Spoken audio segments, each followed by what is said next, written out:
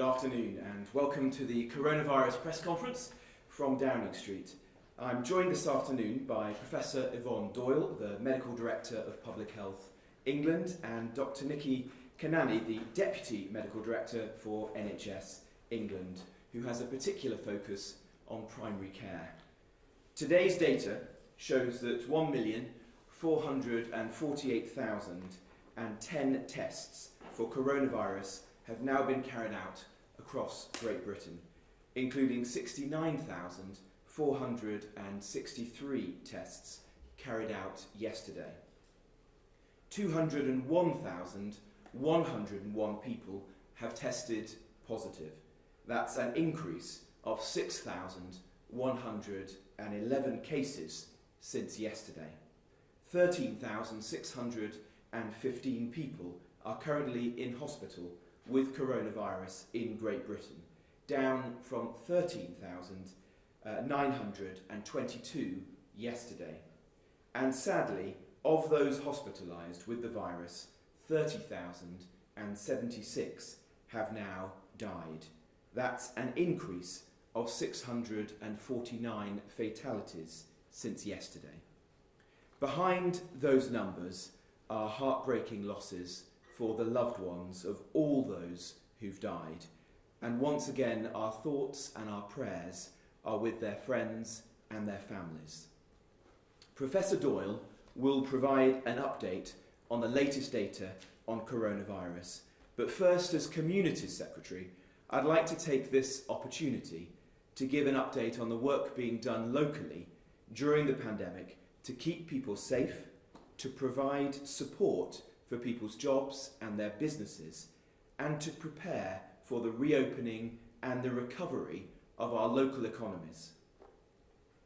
That's why it's appropriate that this afternoon we're joined by regional journalists who are doing so much to keep people informed about how the national effort is being coordinated in our own communities. A free country needs a free press, and the national, the regional and the local newspapers of our country are under significant financial pressure. I'd like to echo the words of the Culture Secretary recently in encouraging everyone who can to buy a newspaper. As I've said before, the battle against coronavirus will be won in every city, in every town and every village across the country. This is truly a national effort. And it's a national effort taking place at a local level. My department, the Ministry of Housing, Communities and Local Government, has played a vital role in bringing people together to tackle the virus. We've provided local authorities with over £3.2 billion during this pandemic so that they can continue to support the communities that need it through this most challenging time and respond to the immediate pressures they are facing due to coronavirus, whilst also protecting and preserving vital public services. At the start of March, I established a task force to support local resilience forums, known as LRFs, standing them up at a local level across the country to prepare each and every community for a range of different scenarios. There are 38 LRFs in England, which are made up of emergency services, a range of government agencies, health bodies and local authorities. They're headed by some of the most senior and experienced local leaders of the emergency services, of councils, the NHS and others who together are leading their communities through the crisis with the full support of central government. Recognising the unprecedented challenge that we faced, I took the decision to embed within them some of the finest military planners in the world from our armed forces, and I'm very grateful for their hard work in recent weeks. This combined expertise and leadership is ensuring a comprehensive, coordinated and consistent response across the country.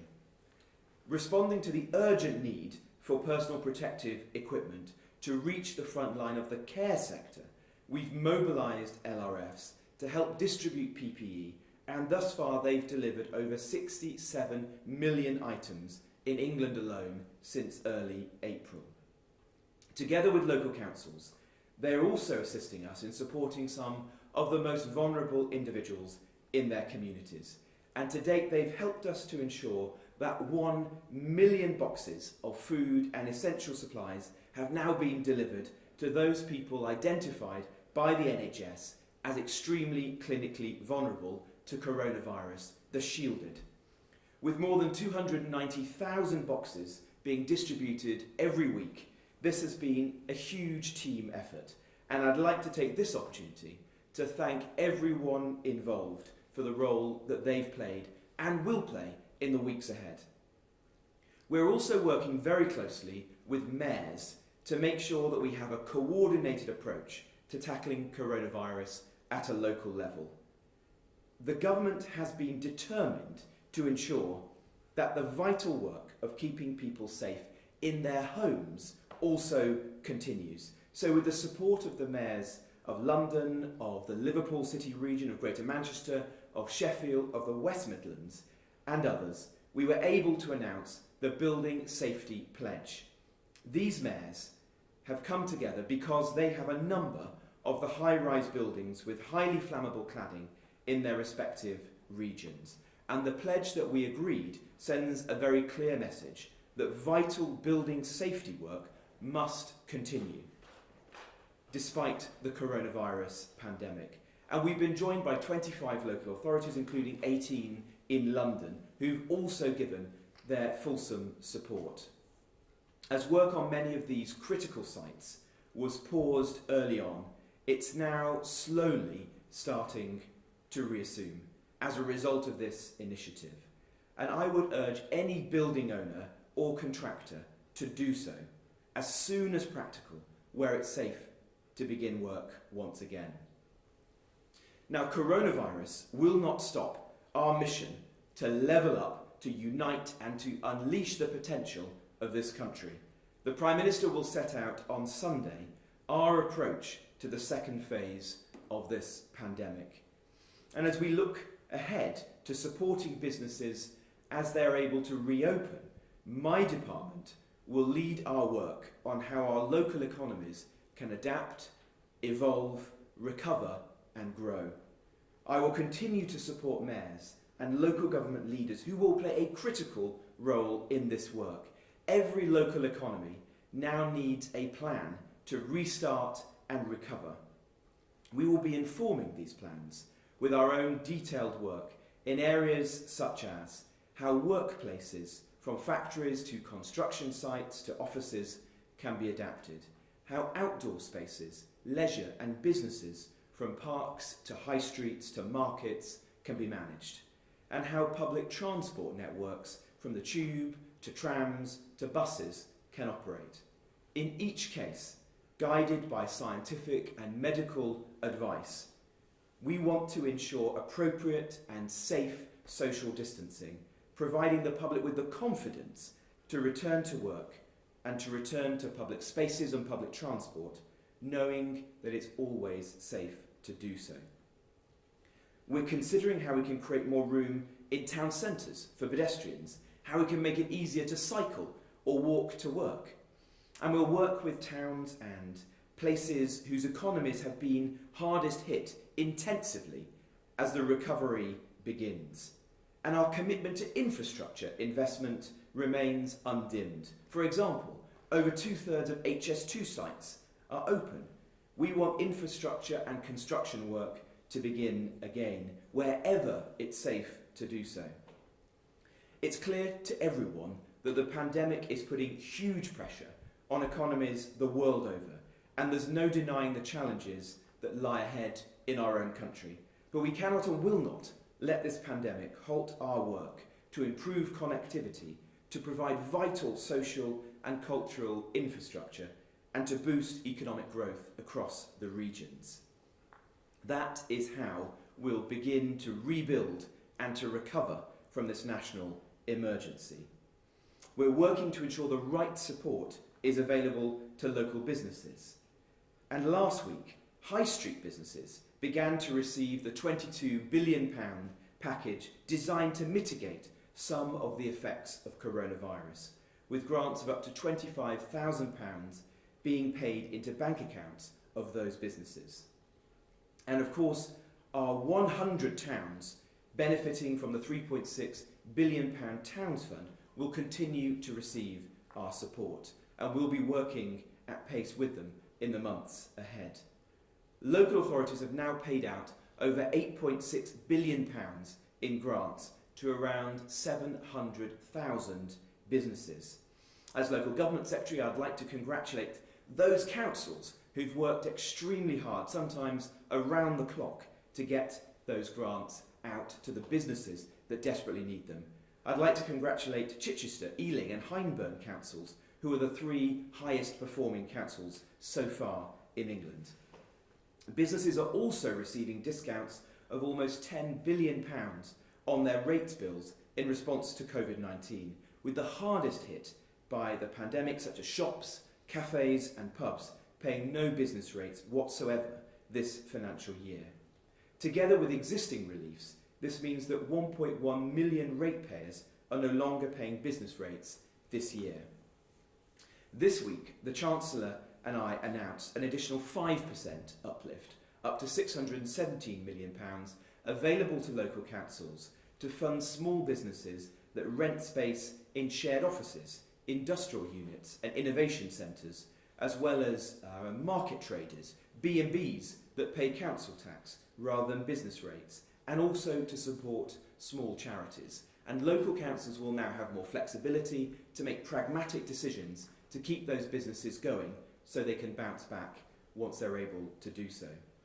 Moving forward, our mission is to ensure everything we can is done to help people to get back to work safely, to reunite friends and family, and to reintroduce the things that make life worth living in a safe way as soon as it's safe to do so. Finally, on Friday, we will be celebrating as a country the 75th anniversary of VE Day. My department, like others, had been helping to plan some of the public celebrations, but we know that, sadly, we'll now need to mark this important occasion from home instead. Cabinet colleagues have been speaking with veterans organised by the Royal British Legion. I had the pleasure earlier this week of speaking to Leslie, a 98-year-old World War II veteran, on the phone. Leslie was full of warmth and wisdom, telling me how he spent VE Day in Siena, having fought his way through North Africa and Italy, and how he would be spending Friday more sedately celebrating at home. He said to me that as we rebuilt and we recovered then, he's certain that we'll do so again this year. I'll now hand over to Dr. Kanani in the first instance, and then to Professor Doyle. Thank you. Thank you, Secretary of State. And I wanted to just reflect on your point about community and thank communities for following government advice at an incredibly difficult time. I'm a GP, and before I was a GP, I grew up in a community pharmacy, and my colleagues have been facing probably the most challenging time they've ever had to. And right across the NHS, people are working under significant stress and strain. And our communities have helped to look after them and to look out for them through staying at home and following government advice and becoming volunteer responders and looking out for their own communities. So I want to thank you for that. It's really challenging, isn't it? I have a family member who's shielding, I'm homeschooling children, and it feels difficult, and we all want reassurance and we miss the familiarity of the things that we always used to do. But I wanted to reassure people who are listening and watching today that your primary care services are still there for you. I want to pay tribute to our GP practices and our general practice teams, our dentists, our optometrists, the unsung heroes, the community pharmacists on the high street who've continued to work day after day and make sure that they're there for you. This bank holiday, they'll be open as well. And it might feel a little bit different. You might have more telephone calls or online consultations. You might see somebody dressed in PPE, as I was yesterday in my surgery. But you must know that your NHS is still here for you. So please come and contact us if you need advice or support over the coming weeks and months. Thank you. Thank you, Nikki. I think we all want to reiterate your comments and the thanks to GPs and everybody working in primary care across the country. Now I turn over to Yvonne, who's going to present today's slides. Thank you, Secretary of State. So just to remind us all of the 5 tests for adjusting the lockdown here, we can see that they relate to capacity and to mortality, to deaths, and also that we are actually controlling the epidemic itself and the transmission of the epidemic. So looking at the first graph here, please, the next slide. We can see again that this is about transport. It's a regular slide. It shows that overall transport use is down a good bit, by 50%, but less so for motor vehicles. And that has been slowly increasing over recent weeks. And this is up to the 4th of May, and it's for the UK. Could I have the next slide, please? The important message in all that, of course, is that we must still respect that this virus does transmit, and to stay at home and not to interact too much, because people are still very vulnerable to getting this virus. Now we can see here the daily tests, and these have increased over time, and this is up to the 6th of May. But I will move on really to the next slide, which is of interest, which is the new cases. And here we have more new cases, and this may be a matter of concern, but of course it's also a matter of testing more. So we are doing more testing, and therefore we will find more cases, and this is what we want to do. We want to find the positive cases so that we can break transmission. So on to the next one, please, and this is about people in hospital. I know of great interest to you listening, and the news here is generally very good. You can see where London had its early epidemic, and it has declined. The cases in hospital have declined, as more slowly perhaps have other regions. And we see here where the Northwest has now has more cases in the hospital than London, but overall we have about 13,000 cases, which is a decrease, and it's good news. And then if we can just look at the most critically ill patients, and this is about critical care beds use throughout the UK, and this is again good news. It's for the 4 countries of the UK, and we can see here where we actually have less than a third of critical care beds being occupied by people with the coronavirus. So good news there, it is declining. And then we look at the recorded deaths. Less good news here in terms of these are very tragic. It is very, very sad. But the trend is good, because it is slowly coming down. And this is a 7-day rolling average for the UK. And as has been said, we have 649 yesterday, and that was a decline, a slow decline. And then finally 2 slides about the international deaths. So the first one is just the crude numbers, and this of course depends on the size of the country. So we have over 67,000 deaths in the United States, but of course a big country, and we can see the UK and the European countries there further down. But if we look at the last slide, which is about the rates per million population, then we have taken account of the size of the country, and we can see a different pattern where the UK and European countries are more closely together. And this, I want to say that this really is presented just to show you different ways of looking at death. There are many different ways of looking at death. It is far too early to say how this will eventually result for how countries have fared in this epidemic. We need to give this some time. Most of those who are used to looking at these things would say probably a year. But we thought you would be interested to see. So thank you, Secretary of State. Well, thank you very much, Yvonne. And before we turn to questions from the regional press, we have 2 from members of the public. And the first one is from Edward in Harrogate. Given the excess in critical care beds across the NHS and Nightingale hospitals, my question is, why has the UK suffered a greater number of deaths when compared to countries such as Italy, who had their healthcare systems completely overrun by COVID-19? Well, thank you, Edward, for that question. Why has the UK suffered a higher number of deaths compared to Italy, for example, whose healthcare system was overrun by COVID-19? Well, I think as the Prime Minister has said on a number of occasions now, it is difficult to make international comparisons with certainty today. There will be a time for that, and we have already established the way in which we will measure that in due course, which is a measure of excess deaths. but that is a hard calculation to do with accuracy today. Of course, we want to learn whatever lessons we can do whilst we're still responding to the virus, but I think the time for accurate international comparisons will come in the future. It is more positive, of course, that when we saw those very disturbing scenes earlier in the year in Italy of their very good health service being overwhelmed and were concerned about the potential impact upon the NHS, that we haven't seen those scenes in the UK. We have had sufficient ICU capacity, we have had sufficient ventilator capacity, and of course we've been able to build capacity, for example, with the Nightingale hospitals, some of which have not been used at all so far during the course of the virus. I don't know if Yvonne, you want to add more about the international perspective. Thank you, Secretary of State. So credit to the NHS for having not been overwhelmed. But in international comparisons, as I have mentioned, countries, Edward, measure in very different ways. They measured this virus number of deaths in different ways. And that is absolutely fine so long as that is consistent in each country. It makes international comparisons very difficult, though, because we are not comparing like with like.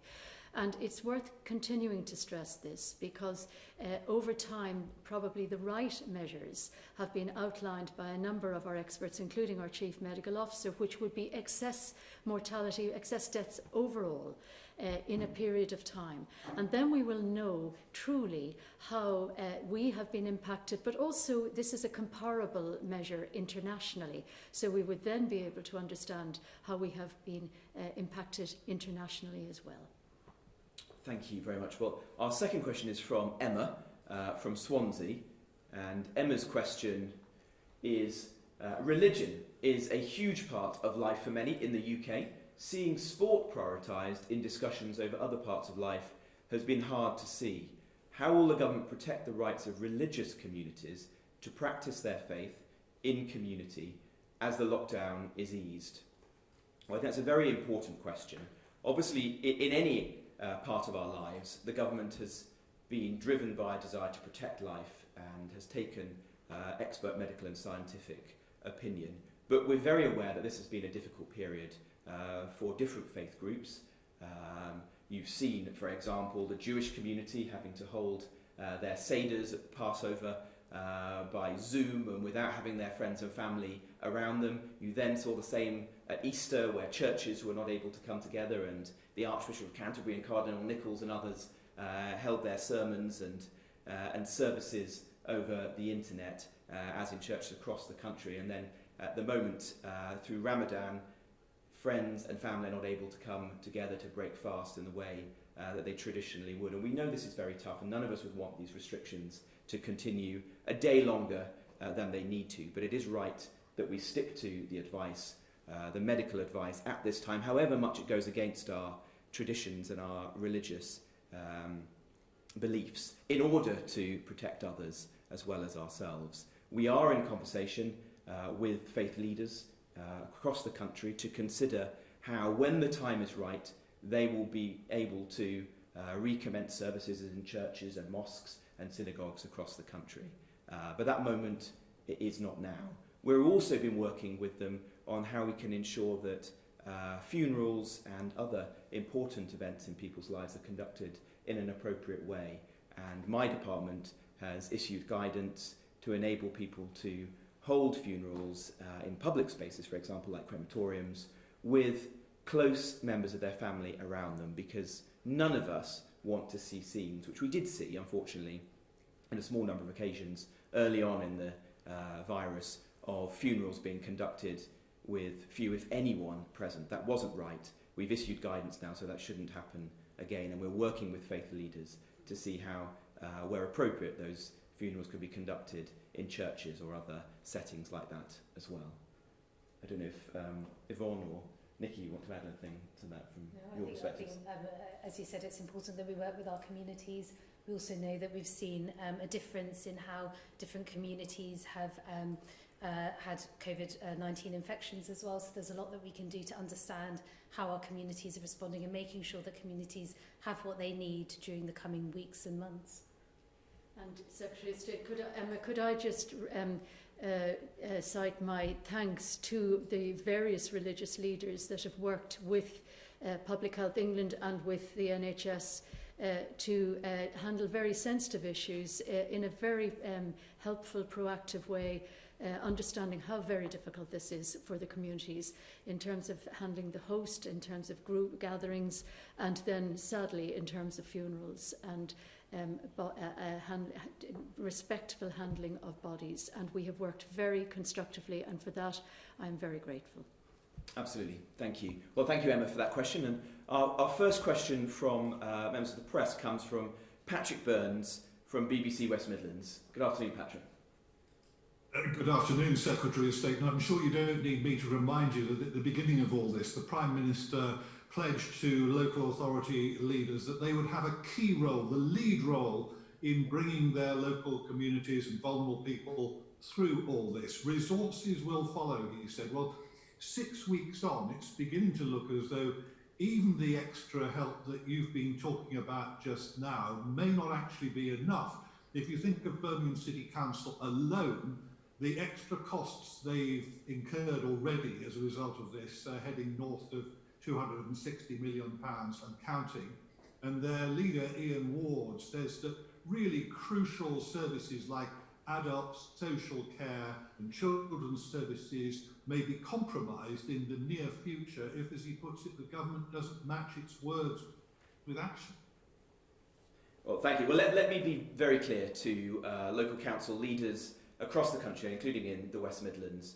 We will stand behind them, ensure that they have the resources that they need to carry out the absolutely critical functions that they're playing in our national response to coronavirus. That was the promise that I made to local council leaders, as did the Prime Minister, early in the life of the emergency. We've already provided £3.2 billion of additional resources to councils in just the last 2 months.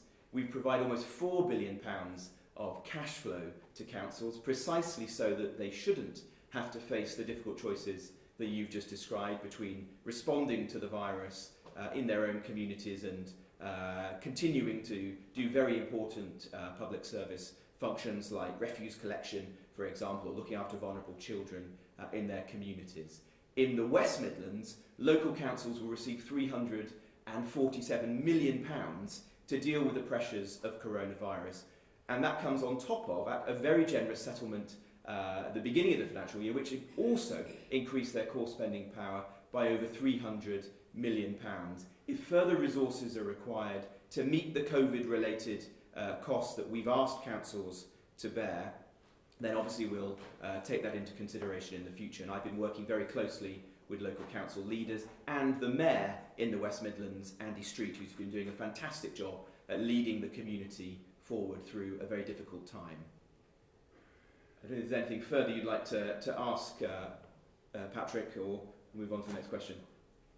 I'd just like to really sort of suggest that the key issue here, Secretary of State, is making sure that the extra support gets through to all the authorities who need it. If you take Shropshire as an example, they say the money that they've received doesn't yet cover all the extra costs that they have incurred. And within that area, if you talk to Shrewsbury Town Council, they've been saying on BBC Radio Shropshire that not enough of the money is actually filtering down to the lower tier authorities like them, who, as they point out, are actually closest to the very communities who most need the help. Well, there's two points there. Firstly, in terms of ensuring that councils get the resources they need, we're absolutely committed to doing that. Councils are receiving more money so far than they have reported to us as needing to meet the COVID-related costs that they're bearing. They are also, like other organisations across the country, seeing significant reductions in their income because we're not parking in their car parks and using their leisure centres and so on. And that's a particular challenge that we're also focused on, but that's a separate issue. In the latest £1.6 billion that we provided to councils, we made sure that a significant amount of it did flow to lower tier councils, like district councils, for example. And so your average district council in England will now receive, if they haven't done so already in the coming days, £1 million or more of additional grant to help them with COVID-related expenditure and also to stabilise their finances. And we've asked big parish councils, like the ones you've referred to in Shropshire, like Shrewsbury or Bridgnorth or Ludlow, to speak with their principal councils who will be receiving that £1 million or more of funding and ensure that it flows down to them if they're also under financial pressure at the moment. And I hope that that will help. Obviously, my department and I are here to speak with those councils and ensure they get through this with us together. Thank you, Patrick. I'll come to the second question now, which is from James Vincent from BBC Yorkshire. Good afternoon, James. Good afternoon, thank you very much. On BBC Look North tonight, we're going to be speaking to Sarah, who's a 6-year-old from Tadcaster who needs a kidney transplant. Her operation was cancelled when the coronavirus crisis hit. What works the government and the NHS doing to make sure that those people that need vital care, vital operations away from coronavirus are going to get that as soon as possible? And what's the NHS and the government doing to make sure that any backlog is worked through in the best possible way? Thank you, James. And it's a very important question, which I'm sure is on the mind of many people across the country. Can I perhaps come to Nikki in the first instance? Absolutely, thank you for your question. And it's something that we're thinking about very actively, as you can imagine. I think it was right that over the last few weeks and months, the NHS made a concerted effort to focus on services that were either urgent for an individual or were related to the COVID response. And we absolutely had to do that. So we had to step away from other procedures and routine reviews that we might have otherwise done. But now, and as Sir Simon Stevens wrote last week, we've asked the whole system to start to think about how to get back to what we call normal services. And there will be some things that we want to keep. So during the pandemic, actually services have revolutionised the way that they've worked, whether that's by using digital technology or developing new ways of caring for patients. But in the case of the child that you mentioned, that child will be prioritised and that operation will be scheduled so that we can get people back on track and that the really important things happen as soon as possible. Very good, thank you. Do you have a follow-up question, James? Secretary of State, a quick follow-up on council finances. Our councils in Yorkshire are saying that there's a £200 million gap between what you're providing and what they think they'll be spending on the coronavirus crisis. On Monday, you told MPs that some of those calculations from councils were highly speculative. Are you suggesting that they're perhaps getting their sums wrong?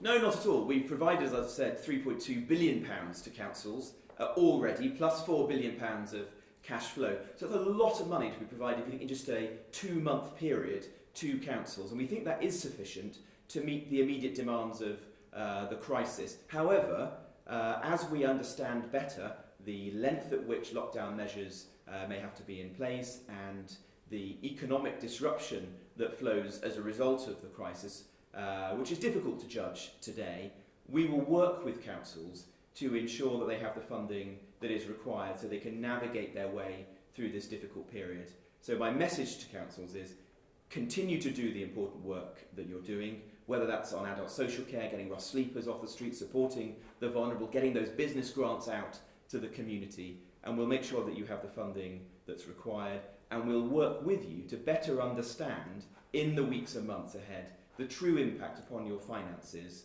of the disruption economically that we're suffering and of their response to coronavirus. It's too early to tell in some cases what those costs will be, but we will learn in the weeks and months to come, and we'll work very closely with councils, including throughout Yorkshire. Thank you. The next question is from Tom Sheldrick, who is from ITV Tyne Tees. Tom. Thank you, good afternoon. Last week, our analysis revealed that the North East has had a higher number of confirmed coronavirus cases per head than any other part of England, and the gap is continuing to widen. The virus is affecting some of the most deprived areas in our region particularly badly. The regional chair of the British Medical Association, Dr. George Ray, has called for the government to act on health inequalities, which he describes as a point of national shame. So what are you doing now to try to reduce the number of people in the North East being infected with coronavirus? And going forward, how will you address long-term issues, which mean that people in our region are less likely to be in good health and at greater risk from viruses like this? Thank you, Tom. Well, I'll ask Yvonne to speak in a moment to the main part of your question.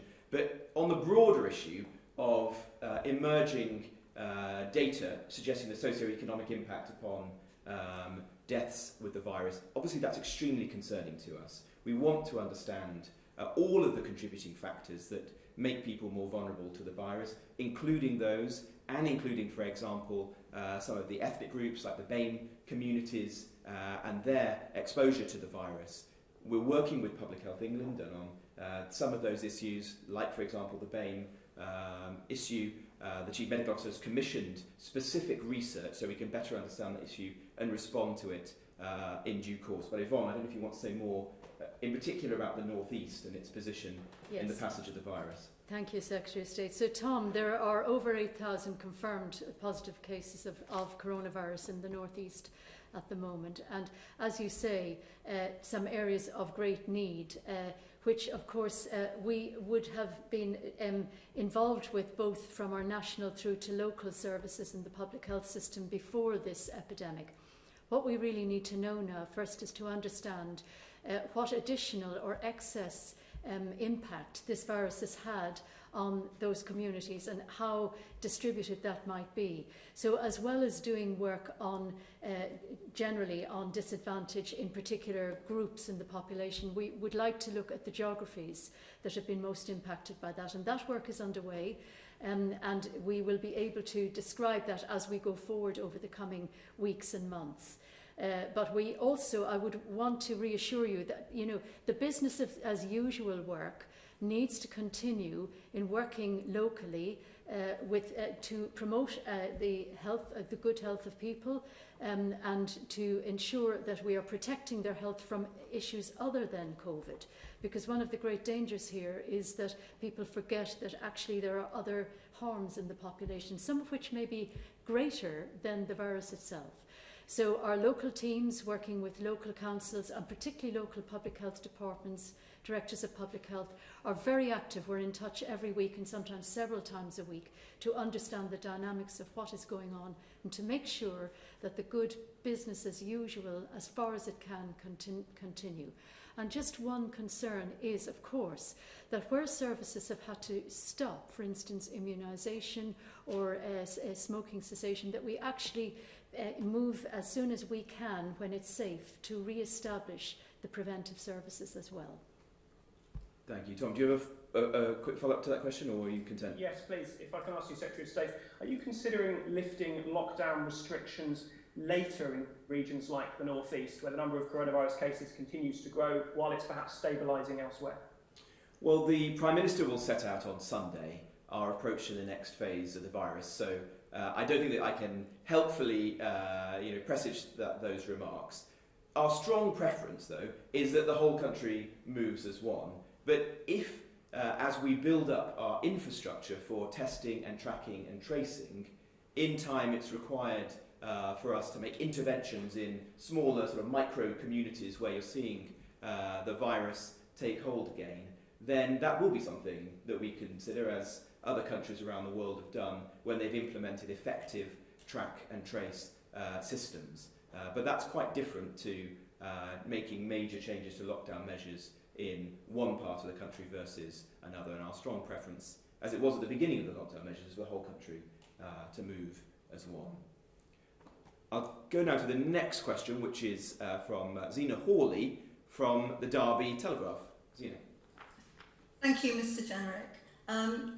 I wanted to say that Derby is a great city with a strong industrial base, but the announcement of 8,000 potential job losses at Rolls-Royce could have extreme consequences, obviously, for the company, but also for the supply chain of the companies that obviously supply it. What can the government do to help Rolls-Royce, a company that's always been there for Britain through times of extreme hardship, etc.? Well, and also, could I ask more widely, what role does the government expect cities like Derby to play as we emerge from the current crisis? Well, thank you very much, and I share your concern for the news of potential job losses at Rolls-Royce. I know how important Rolls-Royce is to Derby, to the Midlands and to the whole country. It's one of our most important advanced manufacturing business, one with a very rich history, and I'm certain a business that will have a great future as well. It's renowned all over the world. Aviation is an important sector to the economy, but it is a sector facing almost unprecedented issues as a result of coronavirus. We want to support the aviation sector in any way that we can do. The Chancellor has already announced an unprecedented set of measures to support businesses large and small. I know that Rolls-Royce is a business that has already taken advantage, for example, of the job retention scheme, furloughing some of its employees from April. We're going to work closely with the sector, and we've said before that we're willing to consider situations where we would support individual firms, but obviously only when they've worked through the existing government schemes and other ways in which they might be able to raise finance commercially or through existing shareholders. If there's more we can do for Rolls-Royce, we want to do so, and I know that the Business Secretary and the Chancellor are already in contact with Rolls-Royce and will do so again in the future. As regards Derby, more generally, while it's one of our great cities, a city I know well representing Nottinghamshire constituency nearby, I'm certain it has a strong future. I will be working closely with local leaders to ensure that their plans for rebuilding and recovering the local economy work in step with those that we're producing nationally. And the voice of the business community in Derby is heard in the decisions that we're making here in Whitehall. And that's the same for cities, for local government leaders and for mayors across the country. Thank you very much. Was there a further question you'd like to add, or are you content If I with could please, I wanted to Absolutely. ask about education, because that's something that's dear to my heart as the education correspondent at the Derby Telegraph. Schools and their plans for reopening. I've had discussions with local unions, I've had discussions with local experts in the education field, and there is a strong feeling that it's going to be very, very difficult to achieve very easily. And I'm wondering whether or not there is going to be any move towards having PPE in schools at all. So far, teachers have been going into school, they've been there for key workers' children, they've carried on, and I know there's been quite a bit of illness among teachers, but I mean, what can we do to protect our teachers and actually give confidence to parents, staff and pupils that could be going back to school any time? Thank you. Well, I know that there will be concern from teachers, as indeed from parents, and the education sector will be working closely with the trade unions and other representatives from education to plan a phased reopening of schools when the time is right. We have taken scientific advice with respect to the level of PPE that might be required in schools, and I'll let Yvonne speak to that perhaps in a moment, who's better placed than I will. But as I understand it, the advice is that staff in non-residential education settings don't require PPE, but we will obviously keep that under close review. And we've also published guidance on social distancing within schools, which is already being applied in the schools that are open, obviously only with a small percentage of students currently in them, but which will inform the plans that are emerging for the reopening of schools when the time's right. And if Yvonne, there's anything you'd like to add? So, Secretary Sina, yes. Getting the confidence of parents and teachers will be critical, actually, as to whether the children would come back to school, even if it was agreed that they should. And it's part, what it can be done there is part of a package. It's very important that you're probably thinking about PPE like face masks. Now, face masks, there's been a lot of debate about that. They are probably helpful to protect others from yourself when you're not well, particularly if you're exuding droplets, coughing and sneezing and so on. But they have to be worn properly. And people always forget that face masks are not actually what is going to contain the virus wholly. It is a whole package of issues like good hygiene, particularly hand hygiene, how you interact your hand with your face and so on. So, and equally, you know, how the school environment is kept clean, disinfected, how the children are spaced. And this will all take quite a lot of organisation. So this is why no one is rushing to do this prematurely. And we have looked at what other countries are doing on this, so that we're learning about how countries have gained the confidence of parents and teachers. Teachers are key workers, and if they're unwell, they can have testing, and they should do that, and indeed should not work if they're unwell. So there is good guidance. We in Public Health England and others are working with the Department for Education intensely on this, and with indeed the trades unions and others in those conversations, so that we try to get this right. Thank you. Very helpful. Welcome to the next question now, which is from Keith Rossiter. And Keith is from Cornwall Live and the Western Morning News. Good afternoon, Keith. Good afternoon, Secretary of State. Well, thanks for encouraging your viewers to go out and buy a copy of the newspaper. Cornwall relies heavily on tourism and the hospitality industry, and our hoteliers, publicans and resorts fear that they could lose a whole year if they don't reopen by July. If that happens, what will the government do to support them? Thank you. Well, I think we all understand that many businesses across the country are suffering, but those in hospitality are particularly poorly equipped to cope with what's happening at the moment. And an economy such as the South West, which is so heavily dependent on tourism, will be very significantly impacted. The package of measures that the Chancellor has already brought forward are helping businesses in Cornwall. I think South West councils will receive over £1.5 billion of business support, and there's 126,000 businesses within the South West who are eligible for those grants. I know that Cornwall Council is one of the best in the country for getting those grants out to the businesses who really need them. They've already paid out £202 million worth of grants to 17,789 firms, which is one of the highest in England. And I pay tribute to the officers at Cornwall Council for doing that. The Prime Minister has said today that if further interventions are required to support a sector like tourism or hospitality, we will obviously consider that and bring forward appropriate measures when they're needed. We know that it's going to be very difficult for them in the months to come, and we want to try to guide their path through this period so that they, like the rest of the economy, can bounce back when we're able to reopen in due course. Keith, I don't know if you have a second question. Yes, I do, thank you. Sir Patrick Vallance earlier in the week suggested that, or hinted that some regions could come out of lockdown sooner. And we saw from one of the slides earlier that the South West has the lowest number of cases.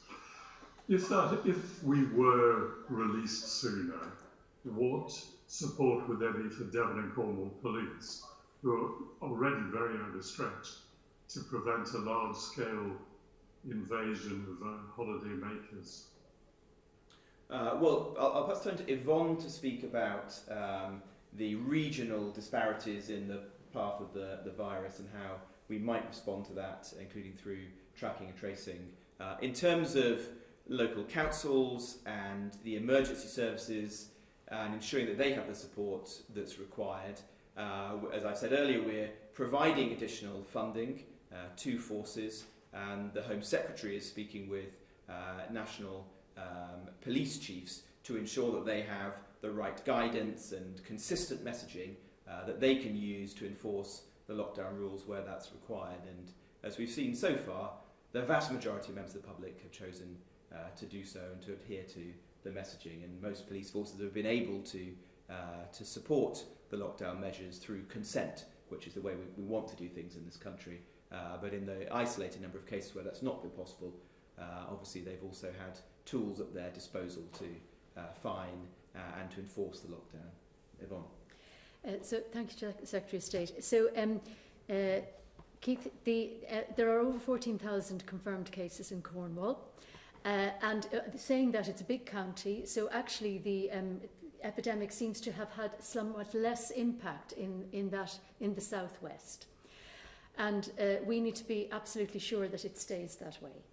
So we're watching it very carefully, and hopefully it will. Now, if and when restrictions ease on the way people are living lives at the moment, it will be very important that we don't begin to see the re-emergence of transmission. And what Secretary of State has been describing is this major programme that we are actually trialling at the moment through the use of an app in the Isle of Wight, but will be much broader than that. It will be really a population-based programme to ensure that people who are unwell, particularly with the symptoms of this virus, are isolated pretty quickly and tested quickly, and that their contacts, particularly their immediate contacts, the ones that matter, are also informed and can take action. And that will absolutely be key to gradually releasing life back to a changed normal. And that programme is being launched this month, and it's very important that we're confident that that works well. Thank you, and thank you, Keith, for your questions. If I may now go to the last question, which is from Chris Young. And Chris is the local democracy reporter based at the Telegraph and Argus in Bradford. Good afternoon, Chris. Good afternoon. The past few weeks, there's been many student nurses, paramedics and midwives called to the front line of the NHS to help with the current pandemic, many of them in Bradford. Now, due to changes made a couple of years ago by the government, the current cohort of final year student nurses are having to pay their fees without the support of bursaries, and effectively they're having to risk their lives and use loans to pay to do that. I mean, do you think it's fair that these student nurses who are stepping up to help the NHS are having to get into debt and risk their lives and then facing this mountain of debt afterwards? And would you support any campaign by the Telegraph and Argus and other local news organisations to have this scrapped, the tuition fee scrapped, once this is all done? Well, thank you, Chris, and thank you for all the work that the Telegraph and Argus does in Bradford, supporting the NHS, including those healthcare professionals who've chosen to come back to work in the service and who have done a fantastic job already, and many are still returning to work in the NHS and in social care. We're very grateful for nursing and midwifery students who have chosen to go onto the front line and help in our hospitals and care homes at this time. Those nurses and midwives who have opted in will receive the salary and the pension that is appropriate to their level. And I'm also told that the student loan company have confirmed that student loans will continue regardless of whether the individual is learning or whether, as in this case, they've chosen to opt in and help us in the NHS. But we're all, I think, just massively grateful for those people, for everything that they're doing on the front line. I don't know if, Nikki, you want to say anything more about the returners and those people who've been absolutely. volunteering? Thank you, Secretary of State. I'll just echo your thanks, first of all. We've seen an incredible number of not just our students coming to work at a really challenging time across all the professions, but a huge number of staff coming back, so people who've retired or who've left the NHS thinking that they want to come back and work with us and support our patients. So I'm incredibly grateful to them. We hope that some of those people who've returned will want to stay with us as well. So we're looking now to create different ways of working so that those members of staff who've come back and joined us can stay working with us. And that could be different ways, so digitally, remotely, working with their local practices in the case of primary care. But we really do thank them, and we really value the time that they've given us at a very challenging time. Great, thank you. Chris, is there a follow-up you'd like to ask? Just one last question. It seems like a long time ago now, but early March the government announced in the budget a lot of support for Yorkshire and Bradford, devolution and a huge amount of funding. Obviously, a lot has changed since then.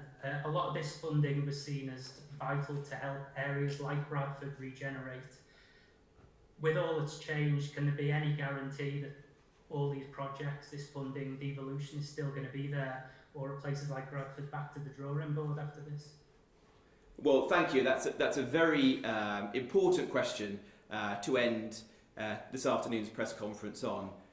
This government was elected on a platform of levelling up and uniting the whole country, and we have absolutely no intention of stalling those plans. And in fact, unfortunately, some of those places that we were already focused on, already working with, are exactly the sorts of communities and economies that are likely to be most hit by the economic disruption that's going to come out of coronavirus. And so it is extremely important that we return with gusto to that agenda, and that's absolutely what we intend to do. We will continue to devolve power to local communities in Yorkshire. As you know, at the budget, we signed a fantastic new devolution deal for Leeds and its surrounding economy, and we want to do more for North Yorkshire, for the Humber, and indeed for other parts of the north of England as well. We'll return to our work on towns, ensuring that they get the funding that they need for technology, for education and skills and infrastructure. And that work will be more important than ever as we begin to rebuild and recover the economy and move forward with the life of the country. Thank you very much, Chris. Much appreciated. And that concludes this afternoon's press conference. Thank you very much indeed for joining us from Downing Street today.